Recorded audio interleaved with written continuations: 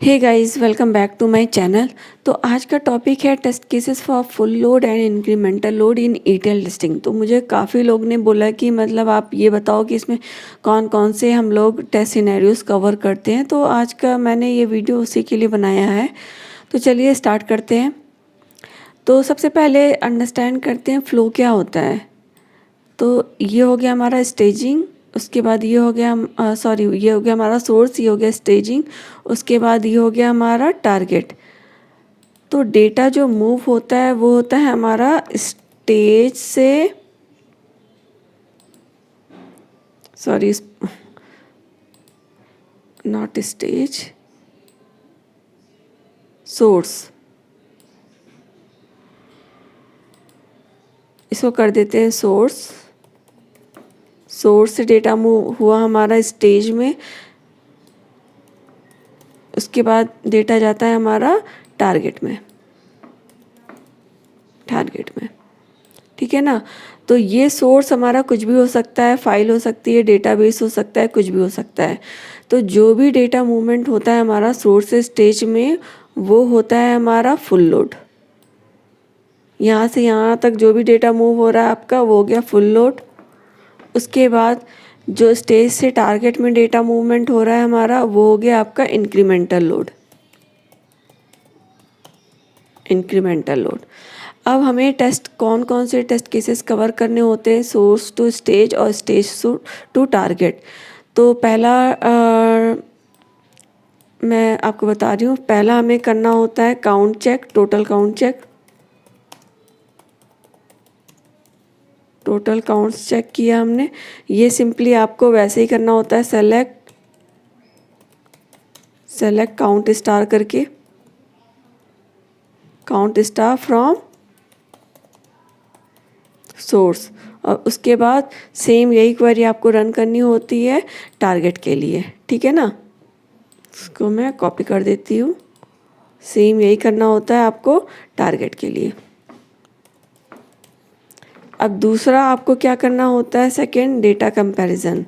मतलब जो भी डेटा आपका मूव हो रहा है फुल लोड में सोर्स टू स्टेज, वो कैसे कंपेयर होगा। उसके लिए मैंने आपको बताया था माइनस और एक्सेप्ट फंक्शन।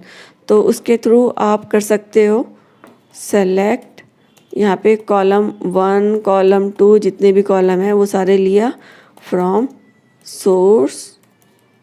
ठीक है ना। फिर उसके बाद यहाँ पे किया माइनस या एक्सेप्ट, जो भी फंक्शन आपके उसमें चलता होगा वो डेटाबेस टूल में, सेलेक्ट कॉल 1। क्योंकि होता क्या है कि ये दोनों एग्जैक्ट कॉपी ही होता है सोर्स टू स्टेज, तो इसलिए आपको सेम ही कॉलम नेम लेना होता है सोर्स टू स्टेज। ऐसा नहीं है कि क्योंकि यहाँ पे कोई भी ट्रांसफॉर्मेशन अप्लाई नहीं होता है सोर्स टू स्टेज में, ये एग्जैक्ट कॉपी होता है। तो इसलिए आप सेम वही कॉलम नेम ले सकते हो जो आपने सोर्स में ले रखा है, फ्रॉम स्टेज। ठीक है ना। तो यहाँ पे अभी क्या हुआ आपका a माइनस बी, मतलब सोर्स माइनस आपका हो गया स्टेज।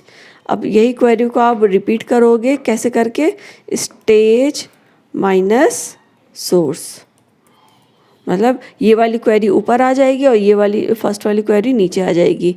तो ये आपने किया। उसके बाद जो सेकंड आपका होता है चेक करने का, थर्ड सिनेरियो जो होता है, थर्ड सिनेरियो हो गया आपका data type verification, data type check. कि मतलब जो भी कॉलम्स यहाँ पे डिफाइंड है स्टेज में वो करेक्ट है कि नहीं है, नल्स डिफाइन है कि नहीं है। तो उसके लिए क्या होता है, डिस्क्राइब फंक्शन होता है ओरेकल का। ये आपका माईसीक्वल में भी चलेगा, डिस्क्राइब टेबल नेम क्या, तो उससे आपके उस टेबल की सारी प्रॉपर्टी पता चल जाती है। तो इसको एक बार मैं आपको रन करके दिखाती हूँ किस तरीके से। तो ये हो गई टेबल डिम एम्प्लॉय डिटेल्स, और यहाँ पे इस तरीके से डिस्क्राइब किया और टेबल नेम किया। इसको आप रन करोगे तो यहाँ पे सारे जितने भी उसके अंदर कॉलम्स हैं वो सारे आ गए, टाइप आ गया, और उसमें कौन से कॉलम्स हैं जो नल हैं और क्या की उसमें डिफाइंड है। तो ये सारी डिटेल्स आपको इस तरीके से पता लग जाती है। तो ऐसे हम लोग ईज़िली उसका मतलब डेटा टाइप चेक कर सकते हैं। तो ये हो गया आपका सोर्स टू स्टेज में कौन कौन से वेरिफिकेशन होते हैं। तो ये एग्जैक्ट फुल लोड होता है। फुल लोड वेरिफिकेशन बहुत आसान होता है, उसमें ज़्यादा कुछ करना नहीं होता क्योंकि वो एग्जैक्ट कॉपी होती है। काउंट चेक करना होता है और सिंपल डेटा वेरिफिकेशन करना होता है, कंपैरिजन करना होता है। तो ये बहुत ईजी होता है फुल लोड। दिक्कत आती है इंक्रीमेंटल लोड में, क्योंकि ऑलरेडी आपके इतने सारे रिकॉर्ड्स एग्जिस्ट करते हैं टारगेट में, तो किस तरीके से आइडेंटिफाई करना है, कितने रिकॉर्ड्स चेक करने हैं, तो वो उसमें प्रॉब्लम आती है इंक्रीमेंटल लोड में। तो अब उसमें कौन कौन से हम लोग को टेस्ट केसेस कवर करने होते हैं। तो देखो आप जो भी आपने टेस्ट सिनेरियोज यहाँ पे बनाए हैं सोर्स टू स्टेज, सेम वही आपके यहाँ पे भी रन करेंगे। लेकिन उसमें क्या होता है कि आपका डेट का एक एक्स्ट्रा फिल्टर हो जाता है। तो वो कैसे होता है वो मैं आपको बता रही हूँ। जैसे यहाँ पे एक कोई रो है, टेबल, टारगेट टेबल कुछ इस तरीके से डिफाइंड है। आईडी हो गया, और यहाँ पे एड्रेस हो गया, और यहाँ पे नेम हो गया।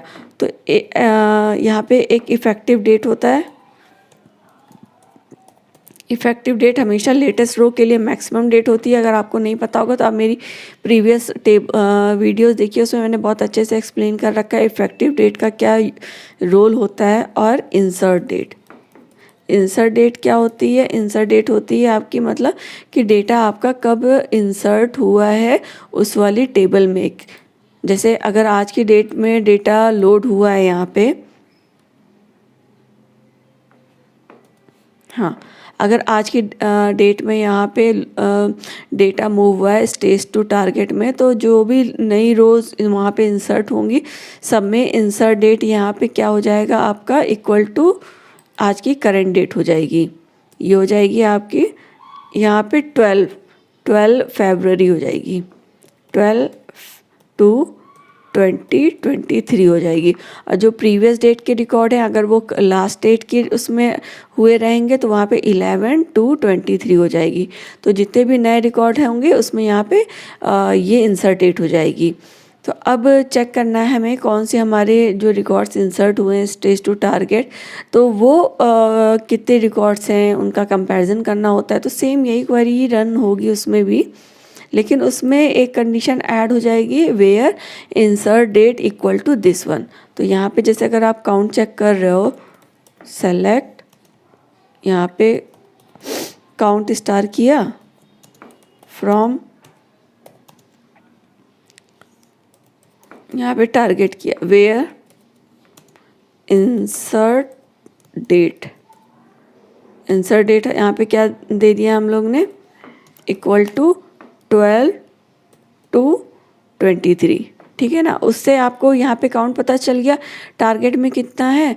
और यहाँ पे डेट का कंडीशन लगाने की ज़रूरत नहीं है, क्योंकि स्टेज में तो आप फुल लोड ही कर रहे हो। यहाँ पे तो ऐसा है नहीं कि प्रीवियस रिकॉर्ड है।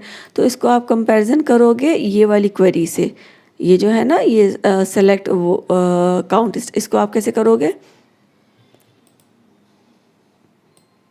इसको हम लोग कंपैरिजन करेंगे select count star from stage table.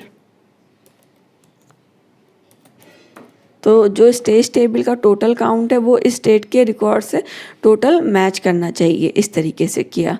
फिर और जो सेकंड सिनेरियो रन करेंगे हम लोग वो करेंगे डेटा कंपैरिजन। तो सेम वही करना है, सेलेक्ट जितने भी कॉलम है हमारे 1 कॉलम 2 जितने भी एन नंबर ऑफ कॉलम है स्टेज में, फ्रॉम स्टेज टेबल, उसको यहाँ पे माइनस करके आप कर लोगे, माइनस या एक्सेप्ट करोगे। लेकिन उस पर क्वेरी क्या एक एडिशनल यूज़ होगा हमारी टारगेट वाली क्वेरी में, वहाँ पे एक डेट की कंडीशन और ऐड हो जाएगी, where insert date equal to यहाँ पे 12/2/2023। ठीक है ना, यहाँ पे ये चेक कर लिया। और डेटा टाइप यहाँ वाला जो टेस्ट केस मैं आपको बता रही हूँ ना, वो वन टाइम होता है टारगेट में, क्योंकि टारगेट में मॉडिफिकेशन तो होता नहीं है कि आपको हमेशा बार बार यहाँ पे डेटा टाइप चेक करना पड़े। तो इसलिए जो डेटा टाइप का वेरिफिकेशन होता है वो फर्स्ट टाइम ही होता है। तो डेटा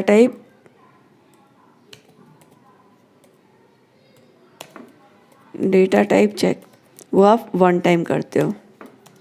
वो हर बार नहीं करना होता है। अगर कोई नया कॉलम अगर ऐड हुआ है या कुछ हुआ है उस केस में आप कर सकते हो, बाकी ये वन टाइम चेक होता है, बार बार नहीं करना होता है। प्लस उसके बाद एडिशनल और कौन कौन से हमें टेस्ट केसेस रन करने होते हैं, जितने भी ट्रांसफॉर्मेशन वाले होते हैं ना, जो ट्रांसफॉर्मेशनल रूल्स जितने भी होते हैं, डिफ़ाइन होते हैं, जो आपको मैपिंग शीट मिली होती है, वो आपको चेक करने होते हैं कि डेटा इस तरीके से मूव होना चाहिए, और पर्टिकुलर कुछ बहुत सारी कैलकुलेशन होती है, तो वो सारे आप उसमें एडिशनल ऐड करोगे और वो चेक करोगे। और लेकिन जो भी टेस्ट केस आप बनाओगे उसमें आपको ये DT इंसर्ट वाला कंडीशन अप्लाई करना पड़ेगा, तभी आप उसको चेक कर पाओगे कि टोटल जो भी हमारा मैप डेटा का मूवमेंट हुआ है, जितने भी ट्रांसफॉर्मेशन रूल अप्लाई हुए वो सही हुए हैं कि नहीं हुए हैं करंट जो नया लोड चला है उसके लिए। तो बेसिकली यही सारे टेस्ट केसेस हमें कवर करने होते हैं फुल लोड में और ट्रांसफॉर्म और इंक्रीमेंटल लोड में। तो आई होप आपको ये वीडियो पसंद आई हो। और नेक्स्ट टॉपिक जो मैं बनाऊंगी वो डेटा माइग्रेशन पे बनाऊंगी, क्योंकि होता है क्या, टारगेट में हमेशा हमारा पूरा डेटा नहीं स्टोर होता है, ये मैक्सिमम 10 ईयर्स तक का होता है या मैक्सिमम 8 ईयर्स तक का ही डेटा ये स्टोर करता है, या तो 10 ईयर्स करता है या 8 ईयर्स, क्योंकि इसकी भी कैपेसिटी होती है। तो उसके बाद क्या होता है, इसको हम लोग मूव कर देते हैं दूसरे फर्दर डेटा वेयर हाउस पे। तो जो दूसरे डेटा उसमें होता है, तो उसके बाद हमें माइग्रेशन के लिए भी टेस्ट केसेस बनाने पड़ते हैं कि भाई जो भी डेटा माइग्रेट हो रहा है 10 साल के ऊपर का, तो वो करेक्टली हो रहा है कि नहीं हो रहा है दूसरे डेटा वेयर हाउस में कि नहीं। तो ये मैं आपको थोड़ा लंबा वीडियो बनेगा, तो वो मैं आपको नेक्स्ट वीडियो में बनाऊंगी। तो उसको बोल देते हैं आर्काइव डेटा वेयर हाउस हमारा। तो टारगेट से जब डेटा नेक्स्ट उस फर्दर डेटा वेयर हाउस में जाता है उसको बोल देते हैं आर्काइव DWH। तो अब इससे अब जो नेक्स्ट मैं वीडियो बनाऊंगी, मैं टारगेट टू जो आर्काइव डेटा में डेटा वेयर हाउस में डेटा माइग्रेशन होता है उससे रिलेटेड मैं बनाऊंगी। तो आप प्लीज़ आप मुझे सजेस्ट करते रहिए टॉपिक मैं किस किस पे बनाऊं, और मैं EDF पे बनाऊंगी, लेकिन मेरे पास अभी सब्सक्रिप्शन नहीं है उसका। तो जैसे ही मैं उसको बाय करूंगी तो मैं उससे रिलेटेड भी वीडियोस बनाने लग जाऊंगी। तो तब तक के लिए बाय, थैंक यू।